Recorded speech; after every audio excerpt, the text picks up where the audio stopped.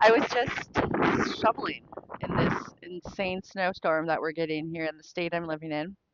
And I am listening to some Carl Jung, and this is what flow state, this is what Source has brought to me. Okay, this, so Carl Jung was speaking on the fact that you just need to sit within the feeling of abundance and prosperity and love and, peace and all the things that you desire and want to manifest in your life. You can't just logically like think, yeah, that I'd like that. You have to feel it, right? And I'm like, interesting, because my journey has been the journey of finding my feelings for the first time. When you have come from that parasitic, narcissistic environment, um, emotionally immature, toxic, where you're in survival mode your whole life, and you've had to learn to hide your feelings as a survival tool. The first step somebody coming from that environment needs to do, number one, most important, is you need to feel your feelings. So for me, that's what I was doing unconsciously when I knew, when I was guided to start trauma therapy, then realizing I was diagnosed as complex PTSD, CPTSD, as a highly sensitive, empathic, intuitive, which just adds another layer to that, because and I have not met a person as sensitive as me. I challenge that. I would love to meet another as sensitive as me. There's levels to highly sensitive people, and I apparently have found out that I am the most, the most sensitive. So, anyways, Carl Jung is speaking on you need to feel it in order to align to the frequency of that, because you already are that. You just need to align with the frequency, which we all know. And if you don't, that is the truth. That's a fact. That's science. But what I was thinking, because whenever I listen to things, I always think, why did I have such a hard time with that? And I'm like, wow. So I trace it back. It's for me, it's like I'm my own investigation. I'm my own, forensics investigation that I'm trying to figure out on a spiritual and matrix level. So I go, okay, well, yeah, if that's why I've been having intermittent manifestations and not consistent, it's because I'm kind of going in and out as I'm trying to recalibrate and reharmonize and rebalance my system, my field, into coherence, which is being able to, in order to be in coherence, we have to feel.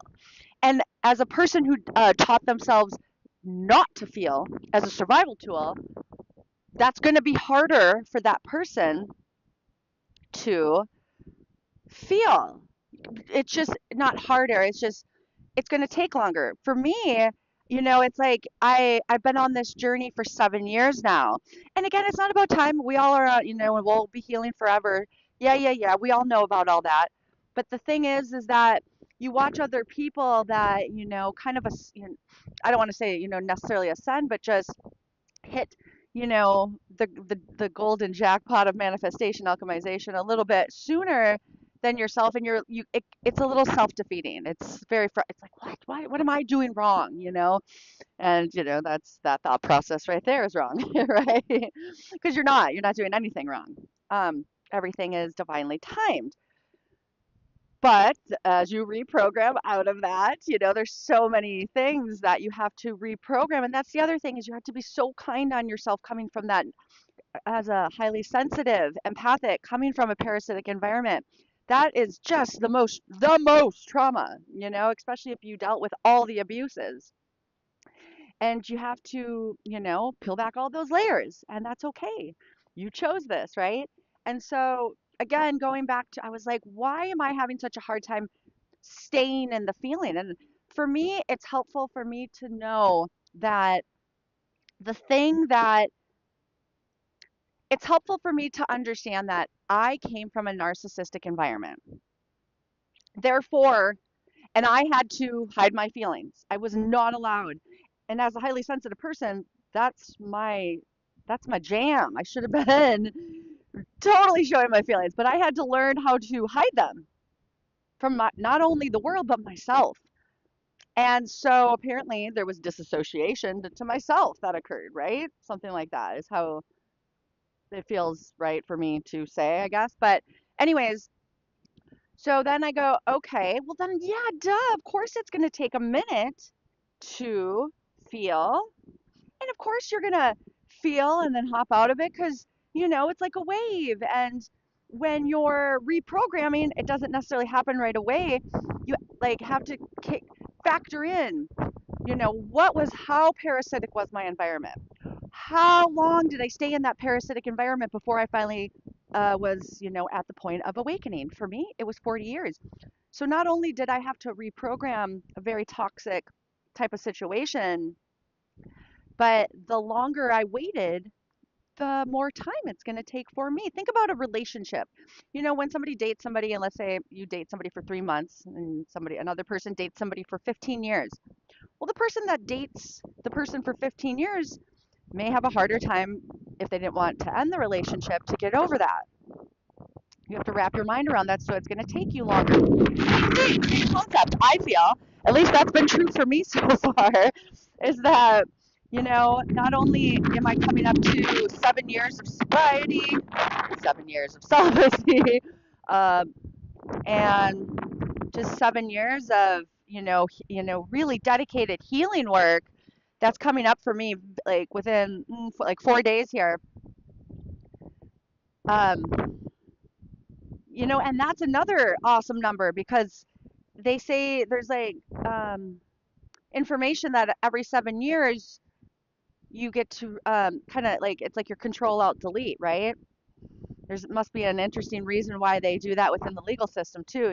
Like they say every 7 years something falls off your record or or whatever that's about. But um, so anyways, I just was having this epiphany for myself, and I assume that there's others if I am having this because I know now that I'm not the only one. And even though I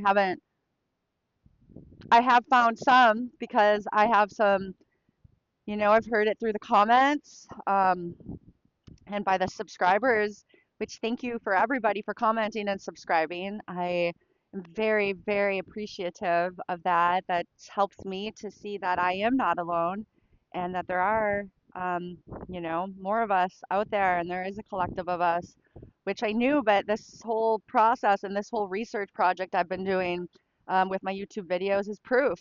So this is a message for all the people that have grown up in survival mode, victimhood mentality, lack and scarcity mindset, who have been diagnosed as CPTSD, who are highly sensitive people, empathic, you know, and the most sensitive.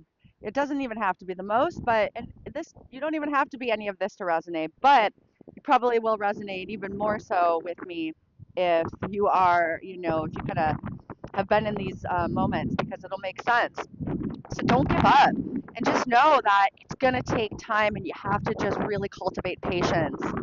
That's going to be something then that your soul contract said you wanted to master, and you really do learn patience in this process of the type of awakening out of this deep of a survival victimhood mentality, you know, scarcity mindset. I just wanted to say I realized that I trained myself so hard not to feel that even though I've been in this process for 7 years, I'm still learning how to feel. That's how, and then I go, why is that? Well, because I came from an environment where I got in trouble for showing my feelings. So yeah, I learned quick and fast, hide that shit. So it's going to take a minute to get it to come back out. So you need to face the inner child, not face, but comfort, be there for the inner child, and remind him or her that yes, it's okay. You know, you're safe. We are safe. I am here with you, and you are loved. Thank you for watching.